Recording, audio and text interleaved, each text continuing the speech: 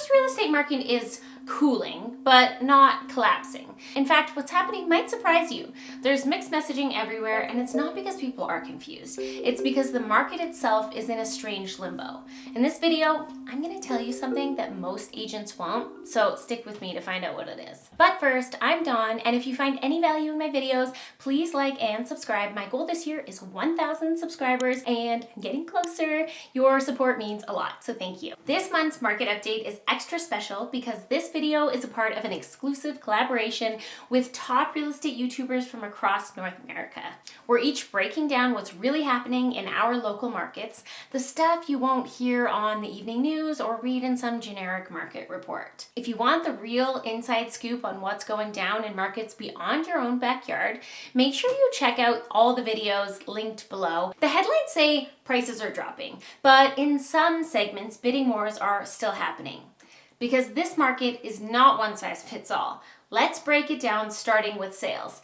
May saw 2,568 properties sold in Calgary, a drop of 16.9% year over year, but 332 more than last month. That sounds like a pretty decent drop, but it's actually 11% higher than long-term trends.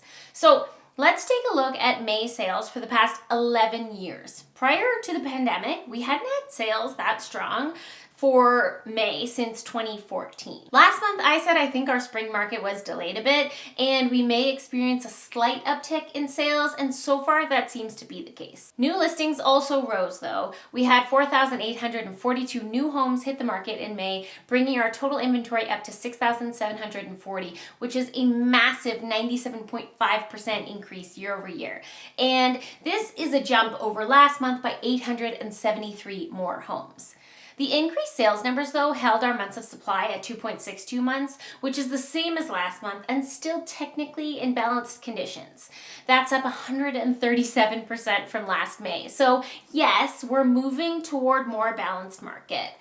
But 2.62 months, that's still just barely balanced. It's a shift, but we're not full-blown buyer's market yet. Our benchmark price for residential properties dropped slightly to $589,900, which is about 2.5% lower than the same time last year. But our detached market and our semi-detached market are just chugging along. This is where I say we're getting mixed messaging, because there are pockets where there are very little inventory in both of these segments and homes are still selling over list and in bidding wars. We had 29% of homes last month sell at or over list price. The benchmark price for detached homes in May was $769,400, which is up 1% over last year, and semi-detached was $697,300, which was up 2.8% over last year. For row homes and apartments, we're seeing a lot more inventory, and those benchmark prices are down year over year. To be clear, demand is still there, but it's recalibrating. Higher lending rates and more economic caution are slowing things down, but they haven't stopped buyers altogether. In fact, part of what's keeping us steady is what we've talked about before. Continued migration into Calgary, a strong local job market, and I hate to say this one, and you'll know why if you keep watching, but relatively affordable prices compared to other major Canadian cities. This is still one of the few cities where people see opportunity. What's changing is supply. We're finally seeing it build. That means less panic buying, less bidding war drama, and a bit more breathing room for everyone. This is the cautionary tale I keep pushing, because if you're getting into the market now thinking I'm gonna buy a detached home and get a deal, you might, or you might pay over list depending on where you're shopping. It's super important to know what each submarket, each community is like before you get out, so you can set realistic expectations for your search. If you want the full market report or any specific neighborhoods, they each have their own individual monthly reports. You can go to the link below or just shoot me an email. I'm happy to send those over. Just looking at the city as a whole, we can see that the total residential benchmark price has gone down for each area except the west, which has gone up 0.3%. So really not much. But like I always say, you can't paint the city with one brush. Now let's shift gears and talk about mortgage delinquencies. And yes, Canada's national average is still low at around 0.16% according to the Canadian Bankers Association. But here's where it gets interesting. Global News is reporting a record spike in mortgage delinquencies in Ontario, especially in the GTA where the numbers have gone crazy. And RBC also confirms this in a recent report pointing to rising delinquencies, with Toronto leading the country in missed payments. Now, compare that to Alberta, where the delinquency rate is higher than the national average, but still stable at 0.33%. So why is Ontario struggling more than we are? Two big reasons. First, home prices in the GTA have skyrocketed during the pandemic, so buyers took on huge mortgages at ultra low interest rates. Now that rates have jumped, many are facing renewal shocks they weren't financially ready for. Equifax explains that a lot of these buyers are hitting a wall because their payments have gone up, but their incomes haven't. In Alberta, our market's been a bit more grounded. Prices didn't explode to the same extremes, and household debt levels, while still high, haven't reached the same pressure point. So while we're not immune, we're not seeing the same mortgage crisis unfold here. At least not yet. Speaking to one of my clients the other day, his job has him, going in and out of homes pretty often. And he said he's met a number of people just in the last month, I think it was that he said, that were getting their house ready to sell because they can't afford the current interest rates. And they've come down from the peak. But speaking of, the latest from the Bank of Canada, and it's a big one. As of June 4th, they've decided to hold the key interest rate steady at 2.75%.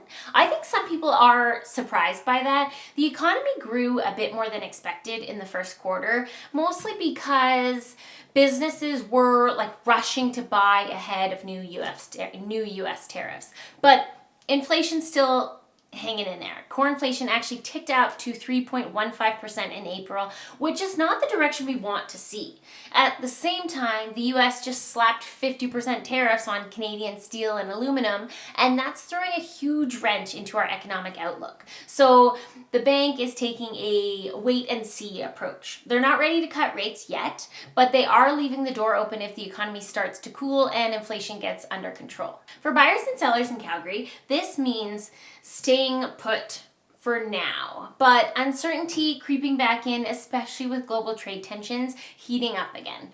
And buckle up, because things just got a whole lot messier for the Canadian economy. TD Bank is now forecasting that Canada could lose up to 100,000 jobs, and a big reason why is this deepening trade drama with the US.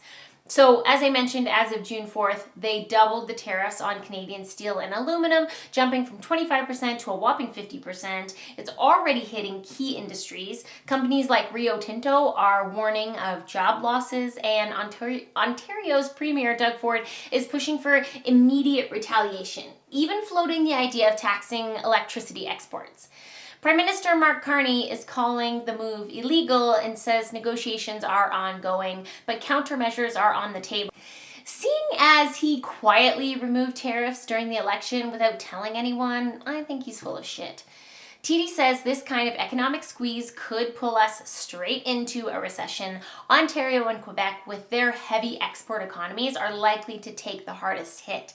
And all of this tit for tat keeps going. It's not just jobs on the line, it's consumer spending, business investments, and overall stability. This could very well shape how 2025 plays out. Now, okay, let's circle back to what I said at the beginning, because I meant it. Most agents won't say this, but a drop in home prices is a good thing.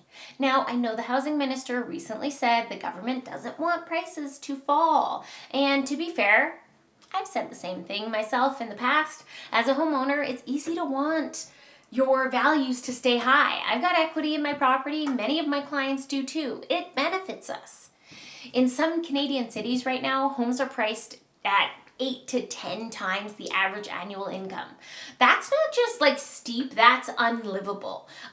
Sustainable ratio is somewhere around that 3 to 5 times your income. Calgary's still in that zone for now, but if prices keep climbing, we'll end up in that same mess as Toronto or Vancouver, with flooded markets, unaffordable inventory, and sellers stuck because buyers simply can't afford what's out there. So when I hear the government say prices should shouldn't fall. What I hear is we're okay with locking out a whole generation out of the market. And maybe they just don't want to upset the people who already own homes and the people that voted for them, but I'll leave that there. The truth is, if prices drop a little, it's a correction. It opens the door for more people to step into home ownership. And before the pitchforks come out, okay, from other homeowners, let's just be honest for a second. When people say they worked hard for their equity, yes, sure, we've all worked hard, but we didn't work harder than renters or new buyers. We got lucky. We bought at the right time, rode the wave, and now we're sitting on appreciation we didn't exactly earn through effort alone. Boomers, I'm looking at you too.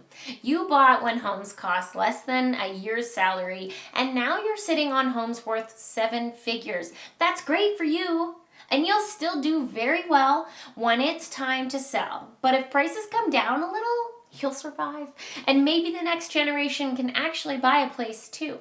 So instead of clinging to inflated values, like there's some kind of badge of honor, maybe we need to start talking seriously about accessibility, because defending high prices isn't helping anyone except the people who already own. And that's not good enough. So where does this leave us? If you're a buyer right now, here's what I'll say. Don't let the noise scare you off. The market is changing, yes, but that change might actually be working in your favor. Prices are softening in some segments. Inventory is up. You've got more options than you did last year. Just remember, it's still Calgary. If you're shopping under $700,000, especially for a detached homes, things can still move quickly. But overall, you've got more time, more leverage, and less pressure to make a decision. If you're a seller, this is your moment to get strategic. Gone are the days of listing on a Friday and getting 10 offers by Monday. If your pricing is too aggressive or your home doesn't show well, it's going to sit. That doesn't mean the market is bad. It just means the market is getting smarter. So prep your listing properly, work with someone who knows their stuff, and price into a descending market. If this video helped you in any way, please hit like and subscribe. It really does help. And if you want to keep watching and learning about Calgary real estate, you can check out this video here. Thanks so much for watching, and I'll see you soon.